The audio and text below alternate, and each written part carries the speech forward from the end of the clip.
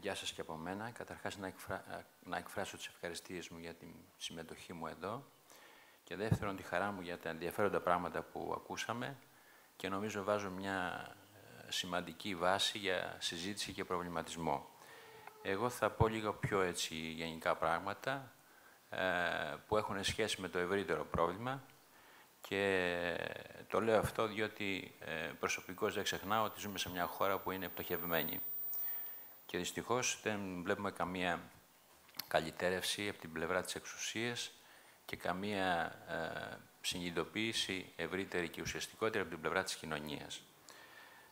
Αυτή λοιπόν η κρίση που διερχόμαστε φέρνει έναν προβληματισμό γύρω από πολλά προβλήματα και είδαμε ένα μέρος αυτού του προβληματισμού με την κοινωνική οικονομία. Αυτό το ζήτημα είναι πάρα πολύ σημαντικό, πιστεύω, διότι ανοίγει ένα ευρύ πεδίο σε ένα καινούριο τομέα, ο οποίος ήταν άγνωστος μέχρι τώρα και νομίζω ανοίγει πολλές δυνατότητες.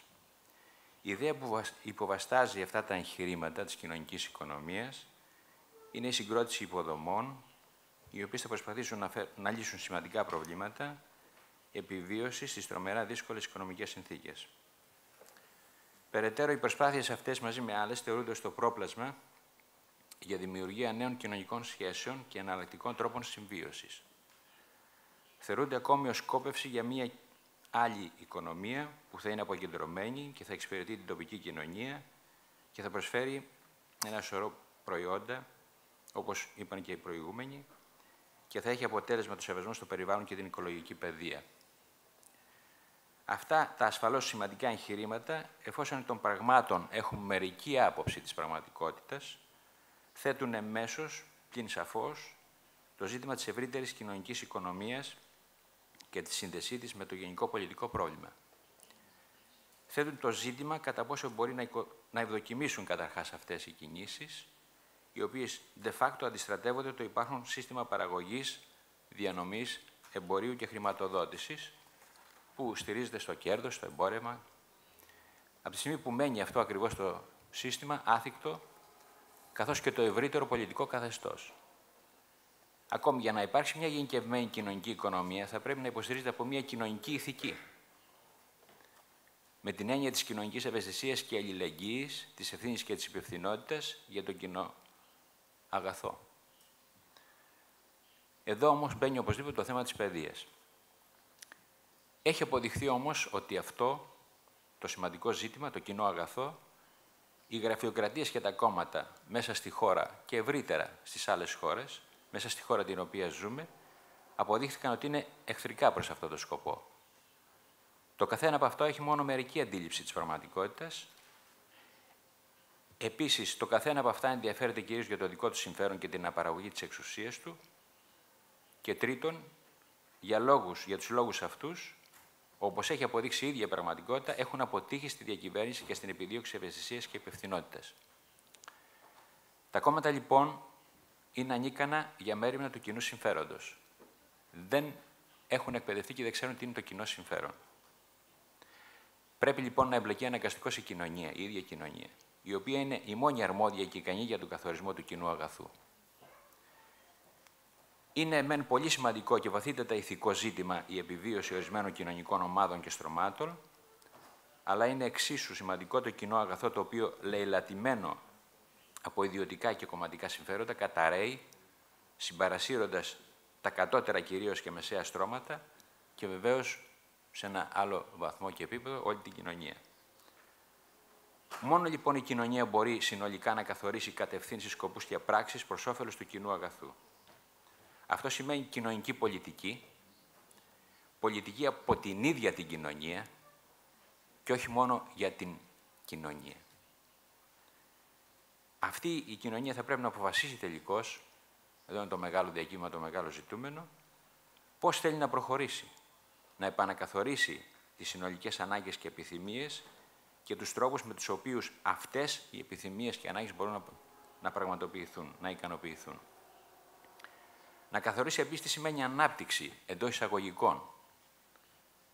Έτσι λοιπόν αναγκαστικό συζήτηση τίθεται σε μακροκοινωνικό και πολιτικό επίπεδο, οπότε μπαίνω στο θέμα της πολιτικής. Αυτά λοιπόν τα καινοφανή και σημαντικά εγχειρήματα πρέπει λοιπόν να συνδεθούν από πολλούς μελετητές με το ευρύτερο θέμα της γενικής πολιτικής οργάνωσης και συνολικότερα το κοινωνικό και οικονομικό ζήτημα. Στις δύσκολες συνθήκες αυτές που ζούμε, το κύριο είναι αυτό που διαμορφώνεται στην κεντρική πολιτική σκηνή. Ο επιμέρους βίος, ο συγκεκριμένος βίος των ανθρώπων και η καθημερινή τους ύπαρξη εξαρτώνται αναγκαστικώς και από το τι γίνεται στο γενικό κοινωνικό και πολιτικό επίπεδο. Η αιτία των προβλημάτων, της ανεργίας, της φτώχειας, της χρεοκοπίας και όλα τα σχετικά βρίσκεται στο συγκεκριμένο πολιτικό και οικονομικό σύστημα. Χωρίς αυτό να σημαίνει πως η κοινωνία δεν έχει τις δικές της ευθύνες, αλλά είναι ένα άλλο θέμα αυτό. Αυτό το σύστημα λοιπόν πρέπει να αλλάξει. Και η αλλαγή δεν μπορεί να γίνει παρά μόνο με τον πολιτικό αγώνα των ανθρώπων. Δεν υπάρχουν περιθώρια χρόνου για απολυτικές συμπεριφορές. Δεν εννοώ ακομματικές. Αντιθέτως, αυτό που υπερασπίζουμε είναι οι ακομματικές αλλά γνησίως πολιτικές συμπεριφορές. Θα εξηγήσω στη συνέχεια. Είναι οι μόνες άλλωστε που μπορούν να αποτελέσουν ουσιαστική προοπτική. Αυτό το επιζητούμενο σήμερα που ακούμε συνήθως από τις δυνάμεις όλες είναι η ανάπτυξη. Αλλά αυτή η ανάπτυξη έχει αποδειχθεί ότι είναι ένας φαύλος κύκλος. Δεν μπορεί να επιτευχθεί, δεν επιτεύχθηκε και φυσικά δεν εξηγούν οι εξουσιάζοντες με ποιον τρόπο θα γίνει αυτό το πράγμα, να αυξηθεί δηλαδή το καθάριστο εθνικό προϊόν, να καλυφθούν τα δημοσιονομικά ελλείμματα και ούτω καθεξής. Δεν έχουν κανένα σχέδιο, πρόγραμμα και προοπτική. Χαρακτηρίζονται διαρκώς από προχειρότητα, ανικανότητα, από έλλειψη μακροπρόθεσμης στρατηγικής και ευέλικτης τακτικής. Απ' την άλλη, τα εμπόδια στην ανάπτυξη, την περίφημη αυτή ανάπτυξη, τη λεγόμενη ανάπτυξη, δεν είναι μόνο η έλλειψη κεφαλαίων, η έλλειψη επενδύσεων, η έλλειψη τεχνικής εξειδίκευσης, αλλά κυρίως η έλλειψη πολιτισμικών προϋποθέσεων. Όπως σημειώνει ο Κορνήλιος Καστοριάδης, πολλά πράγματα που θεωρούνταν αυτονόητα στο δυτικό σύστημα της ελεύθερης αγοράς και ως σύμφυτα με την ανθρώπινη φύση, δεν ανήκαν καθόλου στην ανθρώπινη φύση, αλλά στην κουλτούρα, στις πολιτισμικές συνθήκες. Αυτές οι πολιτισμικές συνθήκες και προϋποθέσεις απουσίαζαν και απουσιάζουν από την νεοελληνική κοινωνία, η οποία χαρακτηρίζεται από μεγάλη καθυστέρηση σε όλους τους τομείς. Στην οικονομία, παραγωγή, διανομή, βεβαίως στην εκπαίδευση, στο δίκαιο, στους θεσμούς και βέβαια στη συμμετοχή της κοινωνίας. Και είναι υποδουλωμένη σε αρνητικές σημασίες που την έχουν χαρακτηρίσει και έχουν συντελέσει σε αυτό το χάλι στο οποίο βρισκόμαστε σήμερα. Αυτές οι αρνητικές σημασίες είναι ο εθνικισμός, η ισχυρή επιρροή της θρησκείας με σημαίνοντα ρόλο της Εκκλησίας, που επιβάλλει ακόμα το μη χωρισμό της Εκκλησίας από την πολιτεία. Με συγχωρείς, Γιώργο, απλά θα σε παρακαλέσω. Ο βυζαντινισμός. Έχουμε 5 λεπτά ακόμα, σε ενημερώνω. Με συγχωρείς. Για να μπορέσουμε να αφήσουμε και λίγο χρόνο για συζήτηση. Χίλια συγγνώμη. Αυτά λοιπόν τα αρνητικά αποτελέσματα έχουν αρνητικά αποτελέσματα, μάλλον αυτά τα αρνητικά, τον κομματισμό, τον κρατισμό, τον συντεχνιασμό, την οικογενειοκρατία και τα γνωστά που ξέρουμε, φοροδιαφυγές, ατομικισμό, άγνοια του κοινού συμφέροντος και περιφρόνηση του κοινού συμφέροντος. Πιστεύω λοιπόν ότι χωρίς μια σύνδεση με το ευρύτερο πολιτικό πρόβλημα και επειδή ακούγονται συνήθως πολλά πράγματα γύρω από αυτή την έννοια της κοινωνικής οικονομίας για κοινωνικές αξίες, δημοκρατικές αξίες, για αμεσοδημοκρατικές διαδικασίες και ούτω καθεξής, πιστεύω ότι πρέπει να ξεκαθαριστεί η έννοια της δημοκρατίας. Η έννοια της δημοκρατίας είναι ένα σημαντικό θέμα και χωρίς αυτό δεν μπορούμε να πάμε παραπέρα. Αυτή η έννοια της δημοκρατίας δεν έχει να κάνει οπωσδήποτε με αυτό το καθεστώς το οποίο ζούμε σήμερα, όχι μόνο εν Ελλάδη, αλλά και διεθνώς, στη Γαλλία, στον Καναδά, στις ΗΠΑ και οπουδήποτε. Αυτό το σύστημα δεν είναι καθόλου δημοκρατικό σύστημα. Είναι, όπως πολύ ωραία το χαρακτήρισε ο Καστοριάδης, είναι μια φιλελεύθερη ολιγαρχία. Διότι οι ολίγοι αποφασίζουν, οι ολίγοι θεσπίζουν τους νόμους, οι ολίγοι κυβερνούν, οι ολίγοι δικάζουν, οι ολίγοι προς όφελος των ολίγων ισχυρών και δυνατών. Το βλέπουμε αυτό στην περίοδο αυτή που διανύουμε τις κρίσεις, τις χρεοκοπίες προκειμένου για την Ελλάδα. Αυτοί οι οποίοι ευνοούνται πάντα τα τραπεζικά συμφέροντα, οι βιομηχανίες ενότητες, οι εφοπλιστές, τα ΜΜΕ και ούτω καθεξής. Συνεπώς, θα πρέπει αυτό που πιστεύω, και δεν είμαι ο μόνος, θα πρέπει να υπάρξει ένα δημοκρατικό κίνημα, ένα δημοκρατικό πρόταγμα, που σημαίνει ουσιαστικά αυτό που λέμε άμεση δημοκρατία.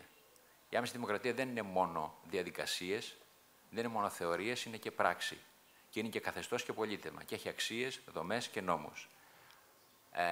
Το κύριο πράγμα που είναι η άμεση συμμετοχή των ανθρώπων στην εξουσία.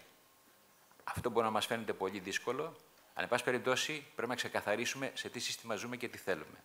Χωρίς αυτό, νομίζω, δεν μπορούμε να πάμε παραπέρα. Αυτό λοιπόν πρέπει να ξεκαθαριστεί ότι η δημοκρατία δεν μπορεί παρά να είναι άμεση. Δεν υπάρχει άλλη δημοκρατία. Τα επίθετα τα οποία μπαίνουν μπροστά είναι καταχρηστικώς, περιτά και επικίνδυνα και δημιουργούν πολλές συγχύσεις. Η δημοκρατία λοιπόν δεν μπορεί παρά να είναι άμεση. Αν υπάρχει δημοκρατία, που δεν υπάρχει πουθενά αυτή τη στιγμή στον κόσμο, είναι άμεση. Αν δεν υπάρχει, είναι οτιδήποτε άλλο πολίτευμα. Δεν είναι αντιπροσωπευτική δημοκρατία, δεν είναι κοινοβουλευτική δημοκρατία όπως συνήθως λέγεται, είναι μια καθαρή ολιγαρχία. Είναι μια αριστοκρατία, είναι μια τυραννική πολιτεία και ούτω καθεξής.